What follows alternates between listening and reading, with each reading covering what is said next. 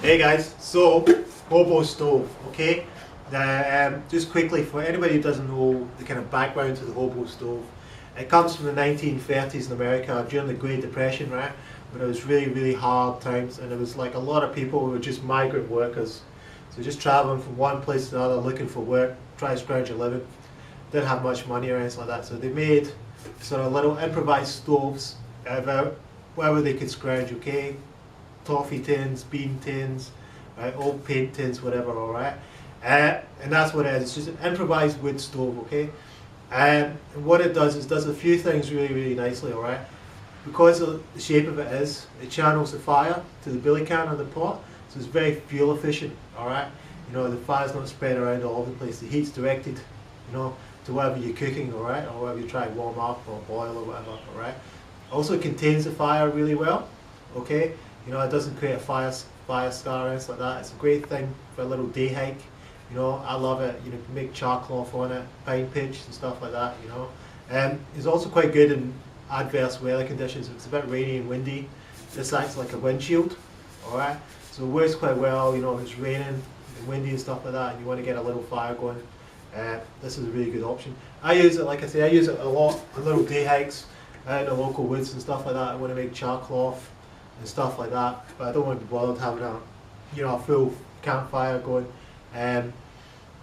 Only thing about it, compared to other stoves like alcohol stoves, like penny stoves and all those kind of things, it's a little bit slower because the wood stove, it's not mega fast, but you know, the fuel's nothing, right? And it should cost nothing to make, so it's a pretty good option. I quite like them actually. So I'll run you through it. I'll show you how to make it. It's pretty easy. Anybody can do it. It's a really fun one to do with the kids, okay? Got some bits and bobs here, right? Thing to say about Hobo stoves, right, is what you want to do is you want to make your Hobo stove out of junk, right? Literally, you want to make it out of stuff that's just going to get thrown away. You know, stuff you're going to pick out the dumpster, the trash, or, you know, you're going to find the side of the road, whatever, okay? There's some videos on YouTube and some tutorials on bushcraft forums, and people will go to IKEA or they'll go to the hardware store and they'll buy special equipment and buy special containers, you know, cutlery holders and this kind of stuff to make the stove.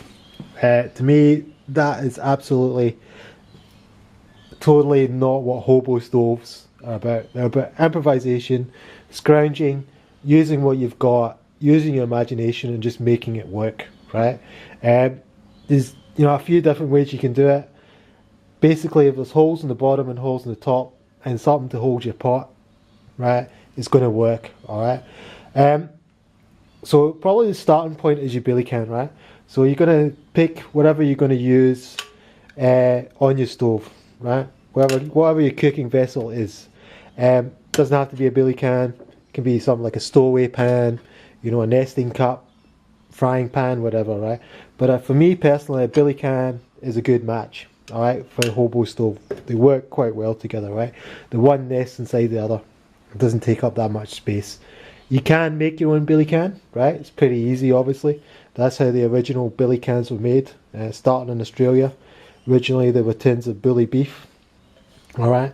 The problem with making your own billy can is a lot of the modern tins have got plastic on the inside, alright, so I don't recommend that anymore because obviously, you know, you're going to end up seriously poisoning yourself with that plastic coating if that gets inside your body, alright.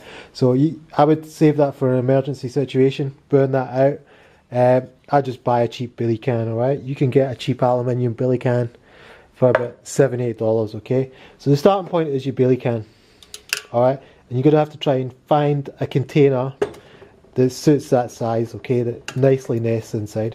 So most of the things you get from the shop, things like baked beans and pineapple slices, all your usual stuff, is usually going to be a bit too small.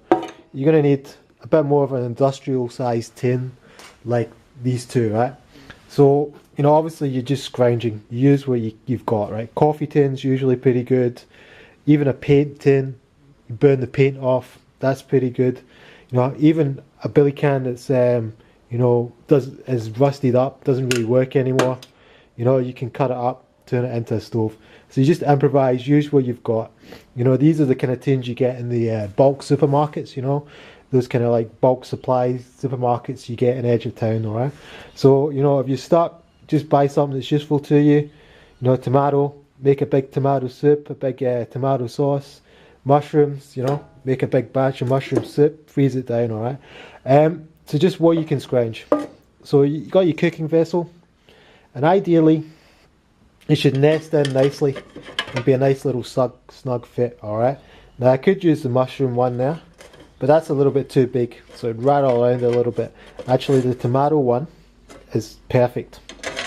Okay, so I'm going to make my stove out of the tomato tin, alright? So, a few things we need to do, right? So we need a window to add fuel, right? So just marked out roughly. Don't be shy. Pretty big size window, right? So obviously your fuel sticks, and your sticks are about the size of this pen, so you know, just think logically, relatively big window, okay?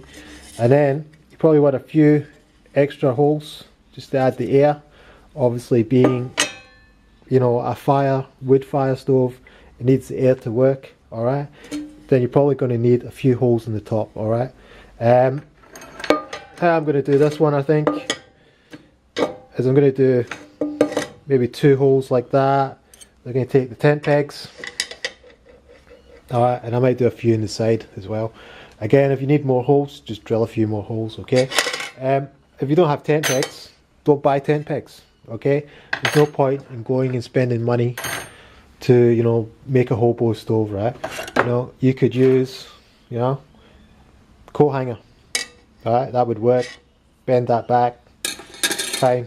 Don't have a coat hanger, alright, this is something I picked out of the trash, sort of fish cooking thing for camping. Alright, it's pretty rusted up, but that would do the job. Alright, if I didn't have that, you know, maybe a couple of old hacksaw blades, right? We could fit them in there. Alright, slide them in like that. You know, just improvise with what you got. Don't go and spend money. Alright, so to cut these out, I'm going to use an angle grinder. Alright, and to drill the holes, I'm just going to use a normal domestic drill, okay? If you don't have an angle grinder, you can use tin snips. If you don't have tin snips, how they used to do it back in the day, they just got a knife, they would whack it in with a hammer or a rock, whack the back of the knife like that. Obviously you're going to use an old knife and whack it like that. So it'd obviously be a little bit crude, but it would do the job. And the holes at the bottom and the top were originally done with an old-fashioned tin opener.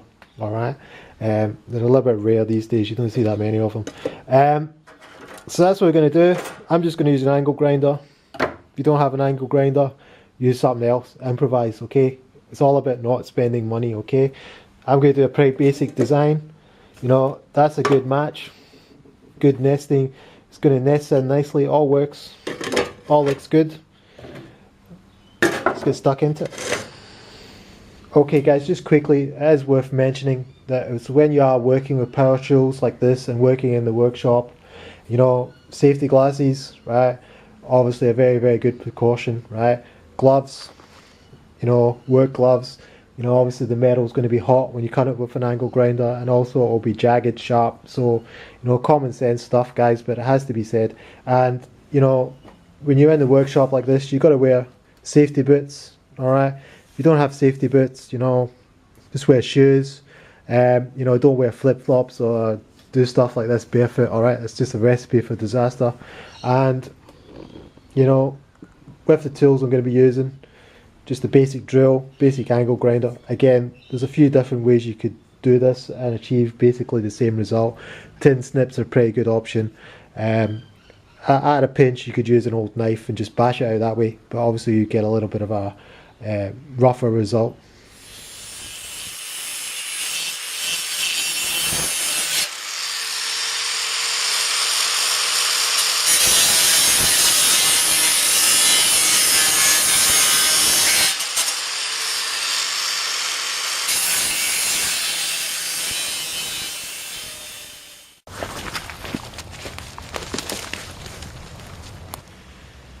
Okay, so I'll show you this guy, right? So it's all finished, ready to go, just need to test it out. I've put everything in a little stuff stack. Okay, this is something I pulled out the garbage. You know, it's a Kathmandu little stuff sack thing. That would have been for, you know, a travel pillow or something like that. So open it up. So you see everything's quite nicely contained, right? Stuff stack. Just make sure you don't lose anything in your pack. All right. So I'll take you through it. All right. So this is just some apples. It's part of MRE.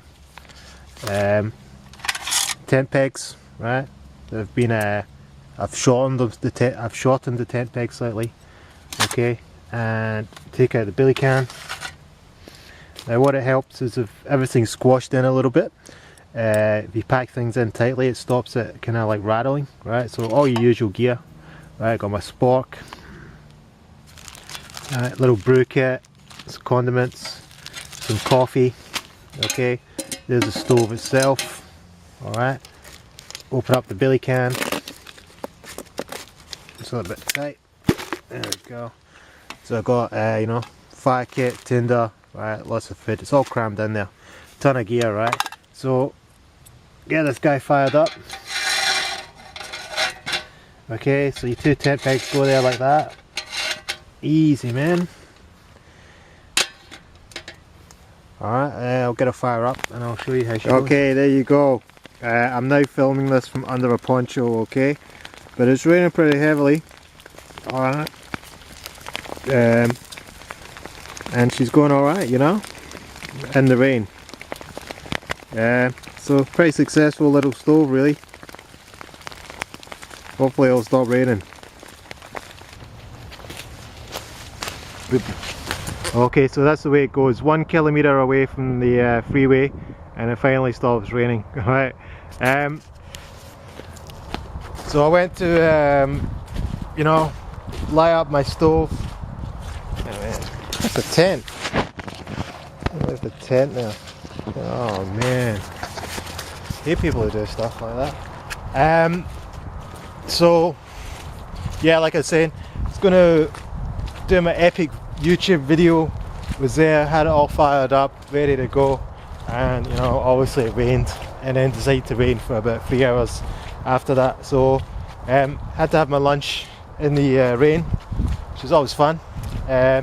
But the stove, I mean, performed really well. I mean, I have to say, wet firewood, you know, it was getting rained on, right? It wasn't windy, but you know, just epic effort from that little stove, you know, for first time out. And again, cost nothing, right? You know what I mean? You know, talk about bushcraft and a budget. The stove costs nothing to make. You know, the fuel costs nothing. You know what I mean? It doesn't get much better than that in terms of cost efficient. You know what I mean? So yeah, it's an epic stove. I might just tweak the design a little bit. I might put another tent peg in the middle, so it takes the nesting cup, that military cup I was using, a little bit nicer. Didn't work quite so well with the with the cup in the rain, because that opened it up a little bit. When I had the billy can on it, I kind of closed it. So when I put the cup on, it started to kill the fire a bit. But yeah, it's just performed really well. Anyway, it's enough for me waddling on. Gotta get home and dry it.